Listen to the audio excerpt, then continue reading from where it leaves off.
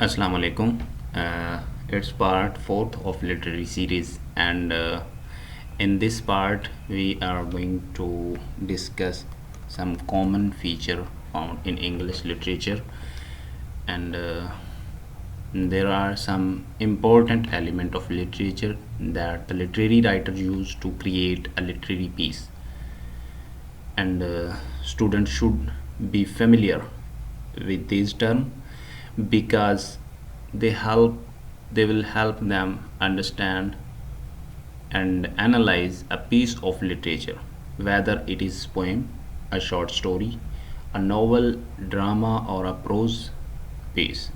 So किसी भी किस्म का लिटरेचर हो, पोएम हो, नॉवल हो, ड्रामा हो, शॉर्ट स्टोरी हो या प्रोज हो, तो उसके अंदर ये वाले फीचर, ये करेक्टरिस्टिक्स और ये एलिमेंट्स सब में कॉमन होते हैं। तो इसलिए देख लेते हैं कि किसी भी किस्म के लिटरेचर को अंडरस्टैंड करने के लिए, पढ़ने के लिए हमें किन चीज़ों को देखना होता है और हम किन किन चीज़ों से वो उसको अच्छे तरीके से अंडरस्टैंड कर सकते हैं। पहला है setting and then character, and फिर है plot and point of view, symbolism, style and theme. तो इसमें सबसे पहले हम देख लेते हैं setting. If you talk about where and when of a story, what you are really talk about it's the story setting. मतलब इसमें हम अगर किसी भी प्रोज को, पोइट्री को, नावल को, ड्रामा को, किसी को भी पढ़ते हैं तो उसमें हमें एक कह लें कि कॉन्टेक्स्ट और सिचुएशन और प्लेस का पता चलता है और टाइम का पता चलता है कि किस टाइम ये स्टोरी टेक्स प्लेस हुई और किस टाइम ये परफॉर्म हुआ। कोई भी ड्रामा है तो उसके परफॉर्मेंस का टाइम, या कोई स्टोरी है उसका टाइम और उसकी जगह, ये तमाम चीज़ें जो है ना वो हमारी सेटिंग में आती हैं, setting of the literature. And understanding a story setting means understanding the context और सिचुएशन, कि इसका बैकग्राउंड और इसकी सिचुएशन, किस सिचुएशन में ये बनाया गया या परफॉर्म किया गया, कोई ड्रामा या पोएट्री या कोई भी चीज़, where the story takes place. And setting also gives clues about the mood and atmosphere of a story. So किसी भी लिटरेचर के जो हम जॉनराज को देख लें, किसी भी पीस ऑफ लिटरेचर को देखें तो उसमें एक हमें सेटिंग नज़र आती है कि इसकी जगह क्या है और इसका टाइम क्या है। मतलब और उसी टाइम और जगह की वजह से उसका कह लेंगे मूड और एटमॉस्फेयर भी डिफ़ाइन होता है। जिस तरह अगर हम देखें mending wall by Robert Frost, तो उससे हमें टाइटल से ही पता चल जाता है कि कोई एक दीवार है और वो गिरी हुई है या उसमें छेद हैं, फिर उसको बनाया जा रहा है। और अगर हम वो स्टोरी को पढ़ते हैं तो फिर हमें उसके अंदर वो टाइम स्पेस का भी पता चलता है और उसके कॉन्टेक्स्ट का भी, मतलब उसके बैकग्राउंड का भी पता चलता है कि ये स्टोरी क्यों है, और उससे फिर उसका मोड जो है वो या एटमॉस्फेयर ऑफ अ स्टोरी वो हमें पता चलता है। इसी तरह जो हमारे विलियम वर्ड्सवर्थ की एक पोएम है द डैफोडिल्स, तो उसमें भी अगर हम देखें तो वो एक नेचुरल मोड में है। तो वो क्यों है? इस वजह से क्योंकि वो एक नेचुरल व्यू पे लिखी गई है। तो ये हमारे थे सेटिंग। पोएम में भी होती है, पोइट्री या कह लेंगे नॉवेल, ड्रामा और शॉर्ट स्टोरी, तमाम में ये फीचर होता है। नेक्स्ट एलिमेंट है हमारे पास character. A character is a person, an animal or an imaginary character that take part or play a role in the story. मतलब जो स्टोरी के अंदर कोई भी बंदा हो सकता है या कोई जानवर भी इस्तेमाल किया या किस तरह से कोई सिंबल्स भी इस्तेमाल हो सकते हैं या कोई इमेजिनरी कैरेक्टर्स भी इस्तेमाल किए जा सकते हैं अपनी स्टोरी, नॉवल और पोइट्री के अंदर। तो वो हमारे कैरेक्टर्स होते हैं। जिस तरह अगर हम मिसाल लें, एनिमल फॉर्म है, तो एनिमल फॉर्म के अंदर हम जो जॉर्ज ऑरवेल ने लिखा है, तो उसमें जानवर उसने यूज़ किए हैं तमाम के तमाम, और उनको डिफरेंट रैंक्स दिए हैं, और वो एक उसने स्टोरी क्रिएट की है through the using of animal characters. And इसी तरह कोई और अगर हम देख लें, जिस तरह हमारा यूजीन ओनील का एक ड्रामा है जो उसने लिखा है, the long days journey into night, तो उसके अंदर तो वो पूरी फैमिली है, वो भी कैरेक्टर्स हैं। और कैरेक्टर्स के ज़रिए, मतलब कैरेक्टर्स के ज़रिए हम समझ सकते हैं कि जो हमारा नावल है, ये ड्रामा है, ये पोइट्री है, उसका बेसिक थीम और बेसिक पर्पज़ क्या है। ठीक है। And sometimes the author will directly describe a characters appearance, personality और फीलिंग, मतलब वो डायरेक्टली कर रहा होता है। और कभी कभार इस तरह होता है कि वो कोई ऐसी इमेजिनरी वर्ड्स यूज़ करता है जिससे वो छोड़ देता है कि an author can give information about describing several aspects of the character. मतलब वो छोड़ देता है कि जो रीडर है वो खुद उससे तलाश करे कि वो किस तरह का कैरेक्टर है, या उसके इमेजिनेशन में क्या चीज़ें या क्या करैक्टरिस्टिक्स आ रही हैं। तो इसमें अगर हम देखें तो जो हमारे पास कैरेक्टर हैं वो फिज़िकल अपीयरेंस और पर्सनैलिटी, उसकी पर्सनैलिटी से भी हमें आइडिया हो जाता है कि वो करैक्टर किस तरह का था या वो करैक्टर किस तरह का है। और स्पीच, बिहेवियर एंड एक्शन, उससे भी हमें पता चल जाता है कि इसमें हीरो कौन है और विलन कौन है और माइनर कैरेक्टर कौन सा है। और जिस तरह कोई भी आप मूवी देखें या कोई भी किसी किस्म का ड्रामा या पोइट्री, तो उसमें हमें मेन कैरेक्टर का ऑटोमेटिकली पता चल जाता है उसकी फ़िज़िकल अपीयरेंस से, उसके डायलॉग से, उसके बिहेवियर से, उसके एक्शन से, और थॉट्स एंड फीलिंग्स, उसकी थॉट्स और फीलिंग्स से। और फिर हमें जो विलन्स का भी पता चल जाता है और माइनर कैरेक्टर्स का भी ऑटोमेटिकली पता चल जाता है कि माइनर कैरेक्टर कौन से हैं, इसमें मेजर कैरेक्टर कौन से हैं, और इसमें विलन कौन है, हीरो कौन है, हीरोइन कौन है। वो सारी चीज़ें हमें जस्ट उनको देखने से या पढ़ने से ही पता चल जाता है कि कौन सा उसमें हीरो है और कौन विलन है। तो ये हमारा जो है एक फ़ीचर है जो हमारे इंग्लिश लिटरेचर का कैरेक्टर किसी भी स्टोरी, नॉवल, ड्रामा या पोइट्री में ये यूज़ होता है। नेक्स्ट एलिमेंट है plot. Plot is action of a story. It is the series of related events that the author describe from the beginning of the story to the end। मतलब किसी भी story के जो events होते हैं ना, जो छोटे छोटे उसके पार्ट्स होते हैं, उनको टेक्निकली जब उनको मर्ज किया जाता है या मिलाया जाता है आपस में, तो उसको प्लॉट कहते हैं। मिसाल के तौर पे कोई भी ड्रामा है या कोई नॉवल है या कोई फ़िल्म है, मूवी है, तो उसके अंदर मुख्तलिफ़ एक्ट्स और मुख्तलिफ़ सीन होते हैं। अब उन सीन को किस तरह से कलेक्ट करना है और किस तरह से उसकी बिगनिंग होगी, फिर उसका राइजिंग एक्शन या क्लाइमैक्स और एंड किस तरह से होगा, वो तमाम के तमाम जो है ना वो इवेंट्स, उनको जोड़ना वो प्लॉट कहलाता है। अगर आप सिंपल वर्ड में देखें, कोई भी स्टोरी है ना, जिस तरह कोई भी एक इंग्लिश मूवी या कोई इंडियन मूवी आप देख लें या कोई ड्रामा देख लें, तो उसके स्टार्ट में जो इवेंट्स होते हैं उसमें वो इंट्रोडक्टरी किस्म के होते हैं। तमाम करैक्टर्स को इंट्रोड्यूस करवाया जाता है एक एक सीन में कि ये फ़लाँ है, ये हीरो है, ये हीरोइन है, ये माइनर करैक्टर, ये मेजर करैक्टर, वो तमाम को जो है ना एक्सपोज किया जाता है। मतलब स्टोरी को शुरू किया जाता है कि ये करैक्टर्स परफॉर्म करेंगे, और फिर एक स्टोरी क्रिएट की जाती है अमंग ऑल द करैक्टर्स। मतलब वो करैक्टर्स एक स्टोरी को परफॉर्म करते हैं।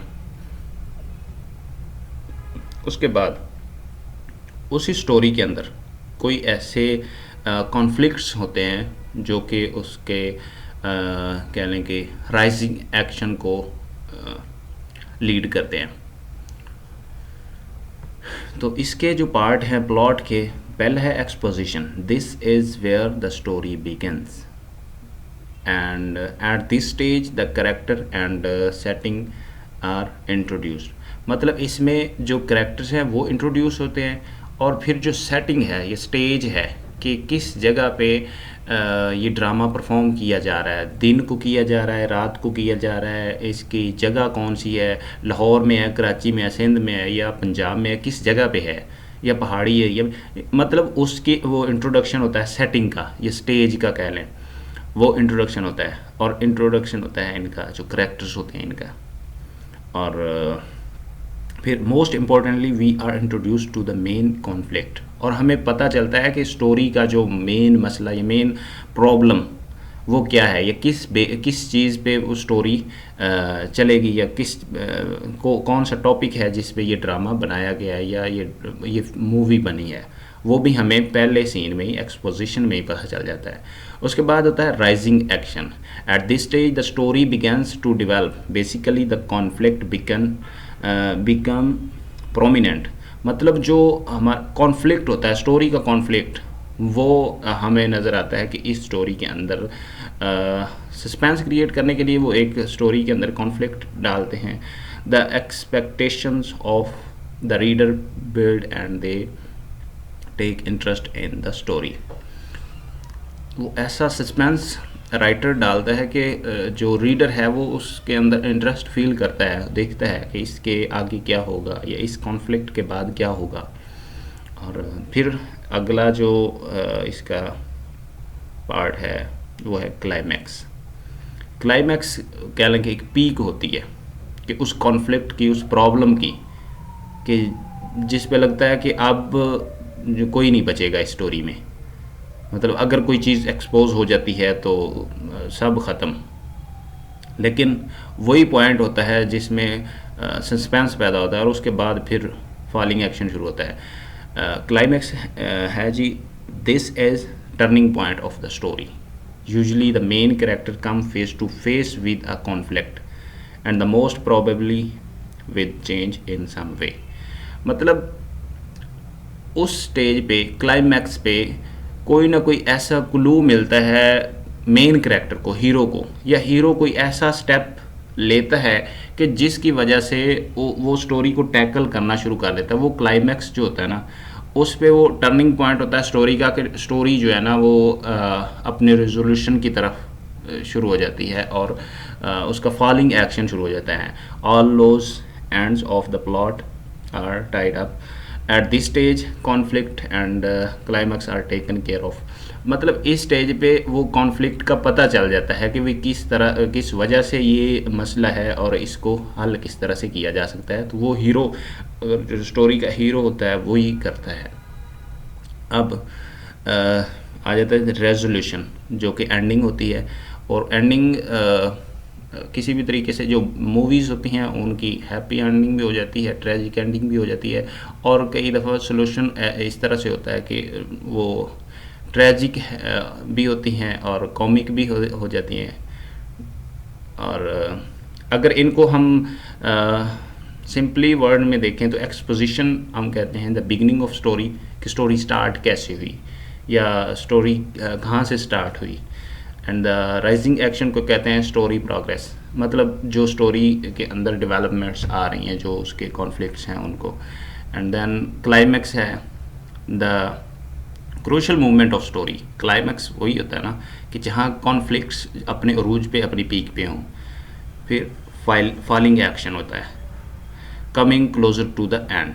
मतलब फॉलिंग एक्शन से मुराद ये है कि उसका रेजोल्यूशन शुरू हो जाता है, मतलब उसके सॉल्यूशन करना शुरू कर देता है। तो मेन कैरेक्टर जो होता है ना वो एक्सपोज करता है तमाम चीज़ों को, और फिर रेजोल्यूशन होता है, एंड ऑफ द स्टोरी कहते हैं। और ये प्लॉट है किसी भी किस्म के लिटरेचर का।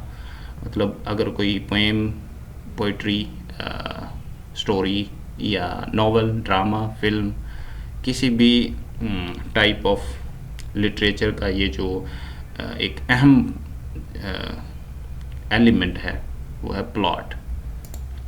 नेक्स्ट है symbolism. A symbol is often ordinary object, event, person, or animal to which we attach extraordinary meanings and significance. Symbols allows writers to suggest layer and layer of meaning that a simple, literal, and statement could never convey. A symbol is like a pebble cast into a pond. It stand out ever winding ripple of meaning. Symbol से मुराद कोई भी किसी भी चीज़ की जो एक आप कह लें कि उसकी जगह पे किसी और चीज़ को पुट करना और उससे फिर जो इमेजिनेशन है वो उस चीज़ की लेना, उसको मतलब जिस तरह से कोई भी आप अगर देखते हैं फूल है, मतलब गुलाब का फूल या चंबेली का फूल को सिंबल ऑफ लव समझा जाता है। और क्यों समझा जाता है? हालांकि फूल में क्या लव वाले क्या ऑब्जेक्ट हैं, कोई भी नहीं है इस तरह का, लेकिन उसको एक सिंबल के तौर पे लिया जाता है। और अगर हम कोई भी अब जिस तरह से ये एक इसी वीडियो के अंदर ये जो पिक्चर आ रही है, ये this is an a symbol, मतलब एक सिंबल है कि एक तो ये रीडिंग कर रहा है, इससे पता चलता है कि रीडिंग कर रहा है, हालांकि लिखा हुआ नहीं है इधर कि वो रीडिंग कर रहा है। एक तो इससे पता चलता है कि ये रीडिंग, और दूसरा इसकी जो आंखें हैं या इसका जो बिहेवियर या जिसका हमें लुक जो हमें नज़र आ रही है वो उससे पता चल रहा है कि पता नहीं कोई इम्पोर्टेंट टॉपिक पढ़ रहा है या बड़ा हैरान कौन चीज़ को अंडरस्टैंड कर रहा है। तो ये चीज़ें जो है ना वो लिटरेचर में लिखी जाती है या वर्ड ऐसे यूज़ किए जाते हैं, सिंबॉलिक वर्ड्स यूज़ किए जाते हैं ताकि उससे एक तो इम्प्रेशन और दूसरा इमेजिनरी सिग्निफिकेंस जो उसकी लिटरेचर की होती है वो बढ़ती है। तो इसके अगर हम देखें, flag stand for national identity and patriotism, जो हमारा फ्लैग्स होते हैं उससे हमें नेशनैलिटी या नेशनल आइडेंटिटी शो करते हैं। अगर हम इधर पाकिस्तान का या इंडिया का या कोई भी किसी किस्म का इधर मैं फ्लैग अगर बना दूं इधर, तो उससे आप इमेजिन करेंगे या आपको पता चलेगा कि ये जो इससे तो इंडिया मुराद है या इससे अमेरिका राइटर लिखना चाह रहा है या करना चाह रहा है या बताना चाह रहा है। A picture of skull and crossbone to symbolize poison और danger। मतलब किसी भी किस्म का जो एक ढांचा कह लें या स्केलेटन कह लें, वो हम अगर देखते हैं तो हमें किसी ऐसी चीज़ का वो आता है जहन में। और उसके बाद अगर red rose as a symbol of love, अगर हम गुलाब के फूल को देखते हैं तो फिर हमें वो इमेजिन होता है कि ये it's symbol of love. The crown symbolises royalty. अब जिस तरह से अगर कोई किसी के नाम के साथ शेर लगा देता है तो वो द सिंबॉलिक है ना, वर्ड सिंबॉलिक है, तो उससे हम कहते हैं कि वो बड़ा बहादुर होगा। हालांकि शेर की स्टोरी जो है इस तरह से है कि कभी भी शेर ने नफ़ा नहीं पहुंचाया, जब भी पहुंचाता है नुकसान ही पहुंचाता है शेर, क्योंकि जंगली जानवर है तो उससे सारे जानवर भी डरते हैं और इंसान भी डरते हैं, लेकिन उसकी बहादुरी के चर्चे होते हैं। और उससे बेहतर कई इस तरह के जानवर हैं जिनको वो सिंबॉलिक तो वो भी हैं, लेकिन कोई पीस का है, कोई अमन का है, कोई लव का है, कोई प्यार का है, जो भी है। बहरहाल बहादुरी का जो एक सिंबल है वो शेर है, मतलब शेर को कहते हैं। तो शेर ने तो कभी किसी को फ़ायदा नहीं पहुंचाया, नुकसान ही पहुंचाया है, तो उससे डरते भी सारे हैं। और कौन सी बहादुरी की जिससे सारे ही डरते हैं। अच्छा, क्राउन सिंबलाइजेज द रॉयलिटी। अब जिस तरह से एक अगर आप देखें एनिमल फॉर्म, पहले भी जो मिसाल मैंने बताई थी एनिमल फॉर्म, वो एक सिंबॉलिक टाइटल है। जॉर्ज ऑरवेल ने जो एक नावल लिखा है, सिंबॉलिक टाइटल है कि एनिमल फार्म। एनिमल फार्म वो रशियन जो पॉलिटिकल सिस्टम है या रशियन सोशल सिस्टम के ऊपर वो लिखा गया है, तो उसमें यूज़ किए गए एनिमल। तो Animal Farm as a symbolic title of that novel. तो इसी तरह से जो राइटर्स होते हैं वो अपने टाइटल्स और अपने लिटरेचर के अंदर इस तरह के वर्ड्स यूज़ करते हैं जिनसे जो रीडर है वो मीनिंग समझ आता है और the significance of the sentence और सिचुएशन वो भी समझ आता है। नेक्स्ट है style. Style is choice of words और figures of speech that writers use to express their ideas. It's how they say something, not what they say.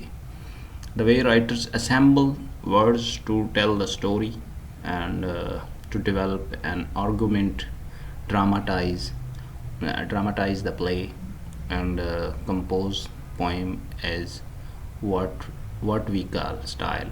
Style involves these three elements. अच्छा, style जो होता है ना, इसमें choice of words मतलब word choice, sentence structure and length and literary devices जिस तरह के figurative language, symbols, dialogues, imagery, ये चीज़ें यूज़ की जाती हैं। और उससे फिर जो लिटरेचर की लिटरेरी टोन होती है ना या मोड होता है, वो पता चलता है कि इस लिटरेरी पीस का की टोन क्या है, कि ये फ़नी है, सीरियस है, ड्रामा है, नावल है, पोइट्री है। क्योंकि उनके जो राइटिंग स्टाइल है या कह लें कि उसके अंदर जो वर्ड्स यूज़ होते हैं वो डिफरेंट किस्म के होते हैं।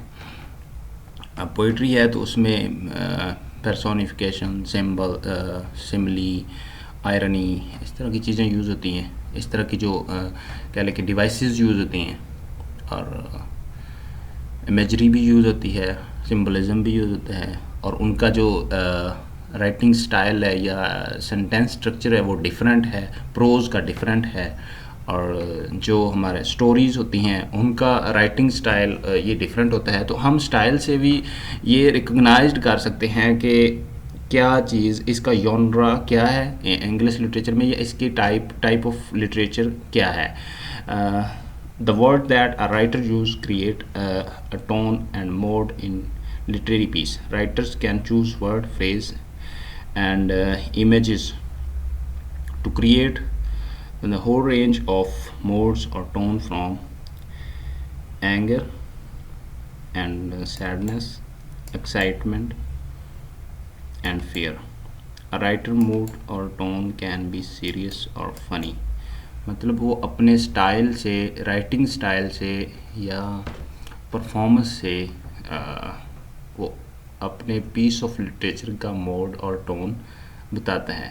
तो इसी को स्टाइल कहते हैं। और स्टाइल के ज़रिए हम आइडिया कर सकते हैं कि क्या चीज़ लिखी गई है और किस तरह से लिखी गई है, और इसको ये कौन सी टाइप है, लिटरेरी टाइप क्या है इसके मतलब लिटरेरी पॉइंट ऑफ व्यू से अगर देखा जाए तो।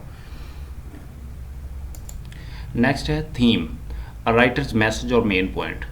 मतलब थीम वो चीज़ होती है, जब भी हम किसी लिटरेरी पीस को पढ़ते हैं तो फिर हमें आइडिया होता है कि इसका जो मेन पॉइंट है, ये मेन आइडिया है, क्योंकि it's describe the main idea और मैसेज ऑफ पोएम, स्टोरी और अ बुक। लेकिन ये एक ब्रीफ डिस्क्रिप्शन होती है, ये जिस तरह से हम उसको फील कर लेते हैं कि ये इसका मेन पॉइंट क्या है या राइटर कहना क्या चाहता है इस लिटरेरी पीस में। तो जिस तरह से अगर हम देखें द मेन पॉइंट